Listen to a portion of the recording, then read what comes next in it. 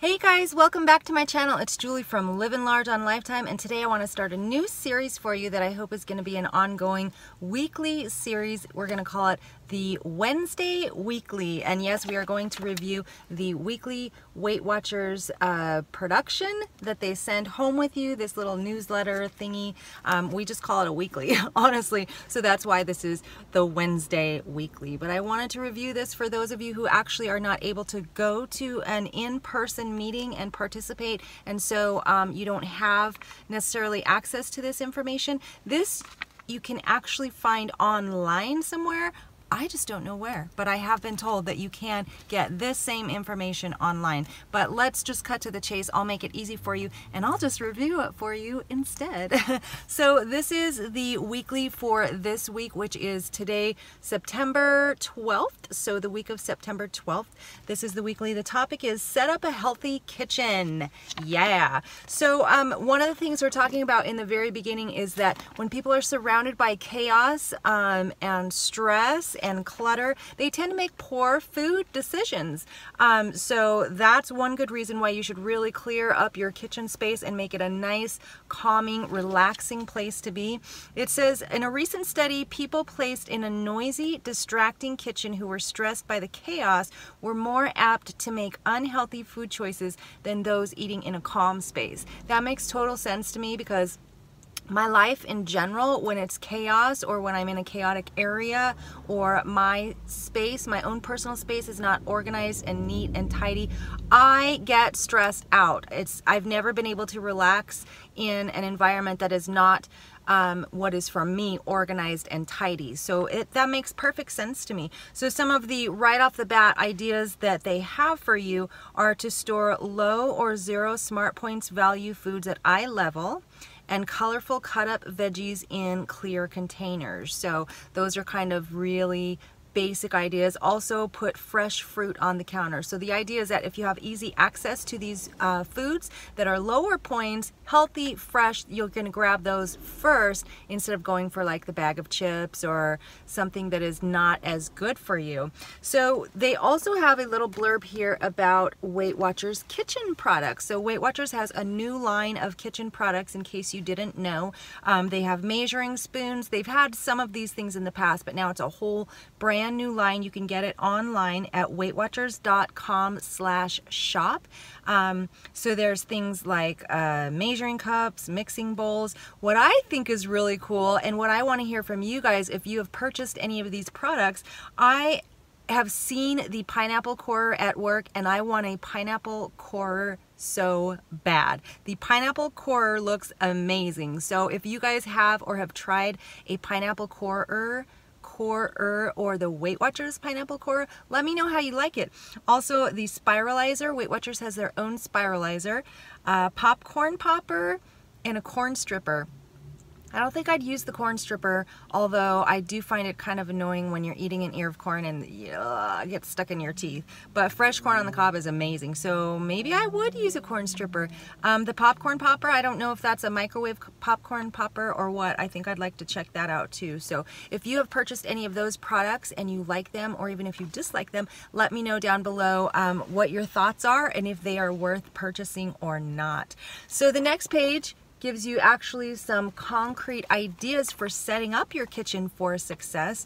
These are really good ideas, so I'm just going to run through them one by one. Number one, put convenient appliances on the counter, like your food scale or the multi-cooker or one of the Weight Watchers healthy kitchen tools. I say, or your air fryer. Yeah, we keep our air fryer right on the kitchen counter where it's easily accessible, and it's just super easy to really just roast up a batch of vegetables. Everything is super easy to prepare in the air fryer. So if you have, and also the food scale, I do keep directly on the counter. It's actually on top of the microwave, which is on top of the counter, but I do have easy access to that as well. So no excuses not to weigh and measure my food at all. Number two, label packaged goods with smart points values per serving. That's an awesome idea, and I find it's easiest to do that right when you get home from the grocery store. Just find yourself a black Sharpie, scan all the products. Weight Watchers could not make it more easy with the app and the scanning barcodes portion of the app, scan your product, write the smart points per serving directly on the package, and that way you'll just know when you go to reach for that item, you'll know exactly how many points in one serving.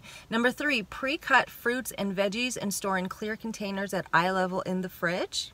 Yep. I find that if I don't pre-cut my vegetables and my fruits, I don't ever eat them, and what a waste, what a waste. Eddie's mom is so helpful with that because she usually cuts up like a lot of our fruit, so I'm very thankful for that. I don't have time or patience, I guess, but that's one thing I need to get better at.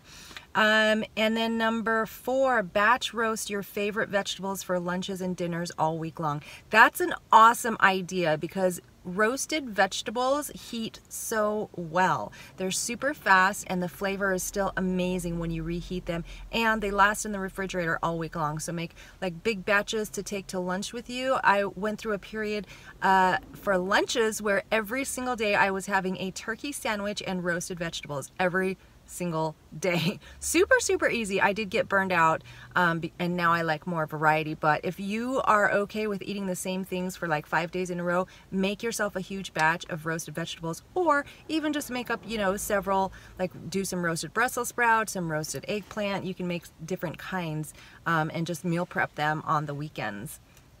The next idea is to pre-portion snacks and store them in individual zip closed bags. I would also add to that to write with your black Sharpie on the outside of the bag the number of smart points for the food item that is inside the bag. That way you can just grab and go, like when you're doing lunch, or if you need a snack, just grab the bag. You know exactly how many points that serving is, and you know that you only get what is inside the bag.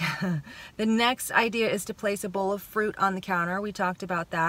I have sometimes issues with that because I feel like the fruit lasts longer if I put it in the refrigerator, so that's where I keep my fruit. But I do absolutely get the idea of having it easily accessible and where you can see it, so then you're more likely to actually grab it.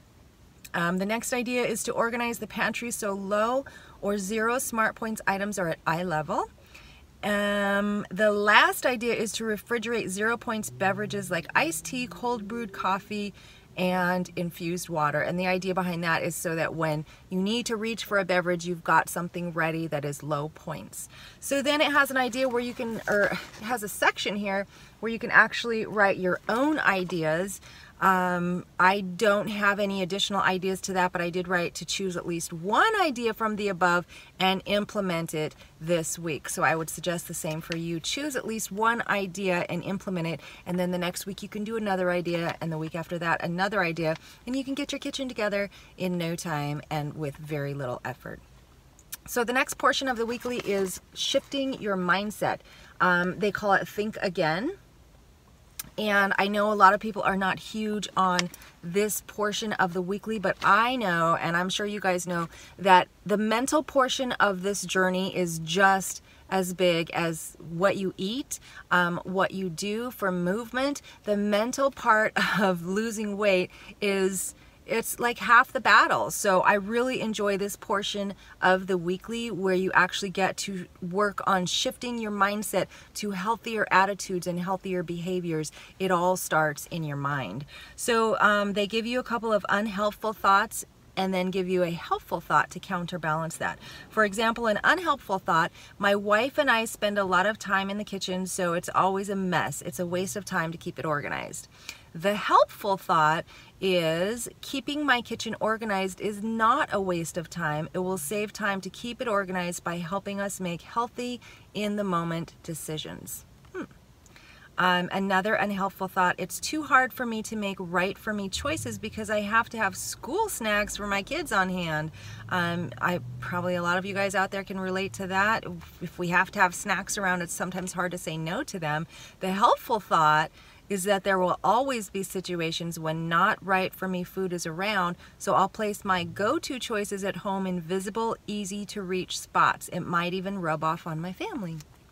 So then it says your turn, and they want you to think of an unhelpful thought versus a helpful thought to kind of in your own situation figure out what you can do to help yourself. My unhelpful thought is, this is a mess. I don't know where to start. and that can apply to the kitchen or whatever. And my helpful thought is I can work my way through the mess by working on just one small space at a time. And that's so true because I tend to get overwhelmed in life with a lot of things, so I need to focus on just one small thing at a time, and gradually things will get in order. So the next portion of the weekly is called Inspiration from a Member. I don't know if you guys want me to actually read like the whole. I really enjoy hearing about other people's journey and how much they've lost and what their success tips are. So I don't know if you guys want me to read that entire thing. I will in the future if that's something that you would like to hear about. This guy's name is Jeffrey and he's from California. He joined Weight Watchers 5 years ago. Here's what I love about this little inspiration blurb. This is my takeaway from Jeffrey in California. His favorite Weight Watchers saying is, it's his own saying, choose life, not seconds. Choose life, not seconds. So anyway, I will be happy to read this portion of the weekly if you guys decide that that's something that you would like to hear about as well.